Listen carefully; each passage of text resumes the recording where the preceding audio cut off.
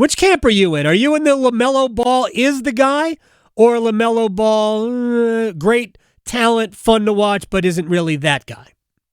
No, he's that guy. Okay. Right? Like he's one of the best passers in the league. He puts up an insane number of threes, but he makes them at a really good clip, 10 and a half and about 37%. Okay. A game. But yeah, availability has been the biggest bugaboo for him, for the Hornets in general, honestly, during his tenure. Like they just can't stay healthy, and you can't win if you can't stay healthy. I know a lot of people, and the Jordan news broke and about him selling his majority stake in the team. And there's been a lot of, I'm so Right. happy, I'm so glad. I'm not, right? Like he'll sell off his shares, and he'll, for all intents and purposes, really be away from the NBA. And I just, it's the NBA. It's Michael Jordan. I love the idea that he was in business with them because he helped grow the sport to where we see it now. To say nothing of the fact that he's a native North Carolinian, and he's the only majority black owner in the league's history. Yeah, all that stuff matters.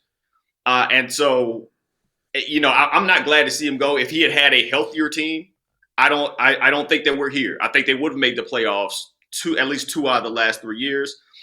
And if I'm being honest, as soon as that second pick came through and it was Hornets and not the first pick, when they didn't get him, I think that was the nail in the coffin.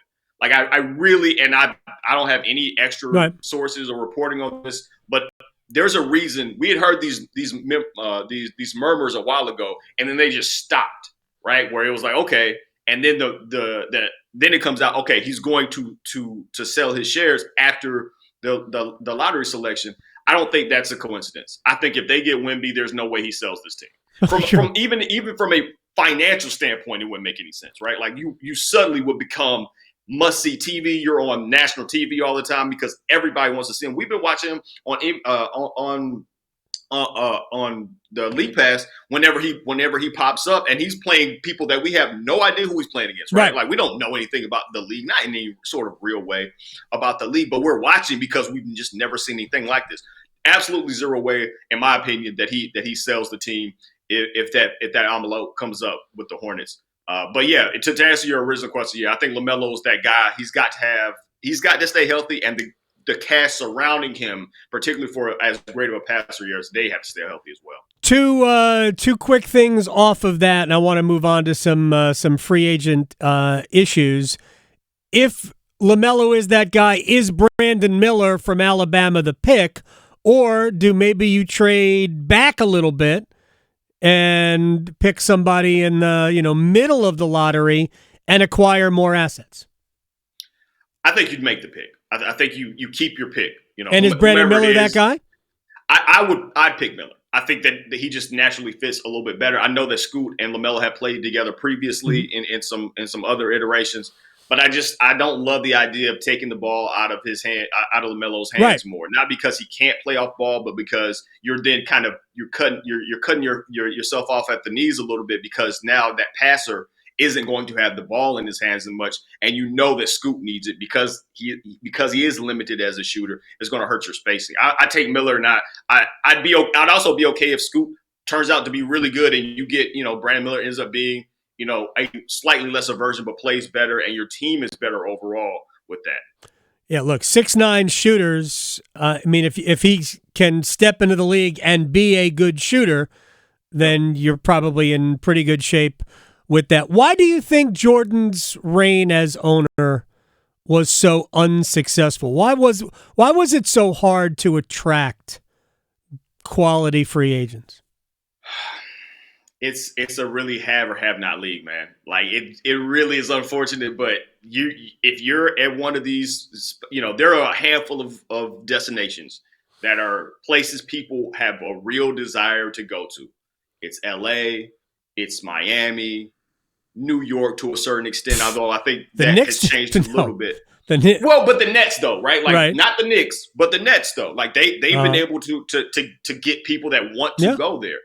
Chicago maybe, but like for the most part, these free agents aren't interested in going to but a handful of places. And so if you're in another spot, look, the Nuggets just won, so it's not impossible to win at one of these other destinations, but you have to draft. Like that's how they built their team through the draft. a great draft. Jokic obviously is a second-round pick, which is insane, right? Like, that's just – look, sometimes you get lucky, right? They got lucky. Obviously, their scouting department thought he was good, but they wouldn't have let him last as long as they did if they thought he was that good. Right, exactly. Right? So, like, but that's how you have to do it. Or to push the ball a little bit further more, if you're the Hornets, maybe take a chance on a guy like Zion, right? Like a guy that has serious injury concerns and serious talent that has shown both in the league at stretches. And so that's how you have to get talent that otherwise wouldn't go there. Like, you have to really be creative if you're going to make these sorts of moves as one of these small market teams. You have to. And that wasn't on Jordan. I was hoping that Jordan would be able to use the "Hey, I'm Michael Jordan, come play for me" thing. But also, if we're being real, Jordan's personality has never been like the most friendly and accommodating either. 100%. And so, like, that's not really his bag, right? Like, maybe Magic, like we saw Magic Johnson in his capacity. He was able to help shepherd LeBron to LA, but that's Magic Johnson, who is more of known as an affable, kind, nice. Even the Last Dance was just kind of like, yeah, I mean, he was a great winner, but like not because of his personality. Right. I mean, Magic is like the Walmart greeter, man. Magic is everywhere, just shaking hands.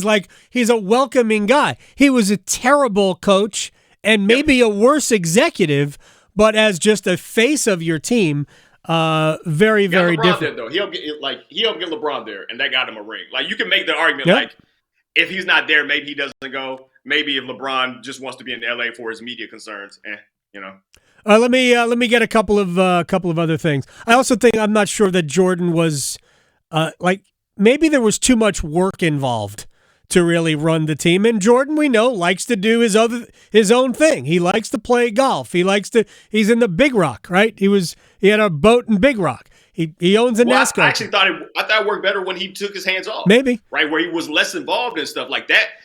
For his many shortcomings, he really had taken a step back in terms of the day-to-day stuff. He was no longer coming downstairs to beat up on his players in one-on-ones and stuff, which, again, not great, right? Like, that's a very obvious thing not to do. But, like, when he started taking a step back, that's when they started to make these ascensions. The other part is Bob Johnson didn't do him any favors with what he was coming into, of course not. Either, right? Like, he had to really do a lot of, there was a lot of just structural things that they needed to do to become an NBA quality sort of a team franchise, and Jordan did those things. So no, his record is going to be poor, and people can be excited that he's gone, but like I'm not there, and I'm not going to be there probably for a while until we see something shake different with the Hornets. Couple of more minutes with Brenden Whitted at HU Cosell on Twitter. Draymond Green opted out. I talked about this yesterday. I think I talked about it with our friend Brian Geisinger. He's in the Draymond can still ball and worth a long-term contract. I must be missing something because I think he's coming to the end, and I maybe like him for 1, maybe 2 more years, but not really beyond that. What are your thoughts on Draymond and potentially getting a long-term contract, Golden State or otherwise? I love BG. We actually got a chance to see the final NBA Finals game together. Shout out to my mans. But I'm a lot closer to your camp. Like, I just don't see it. Offensively, he's just regressed so much. Yep. And I think his is an interesting contract situation because I don't think he's as valuable on court for any other team as he is with the Warriors. I agree. Because as great of a defender as he is, he's taking a little bit of a step back there too.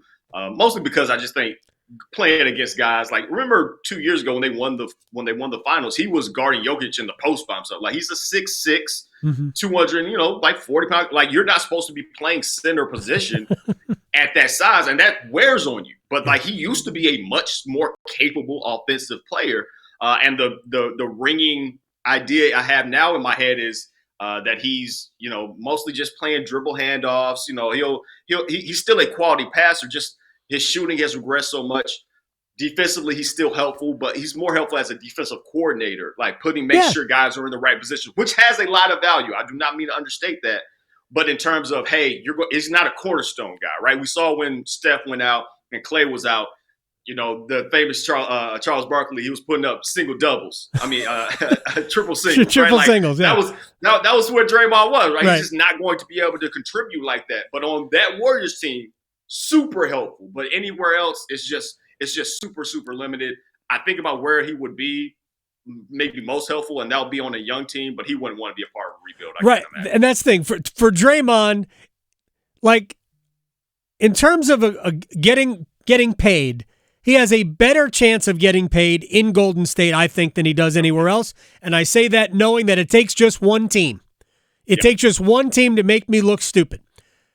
I could see Detroit, because Detroit is so far away and they need so much leadership and they are so young. I could almost see Detroit coming in and saying, we don't care if we are overpaying for Draymond Green because he is going to help our younger guys learn what it takes. I could see that.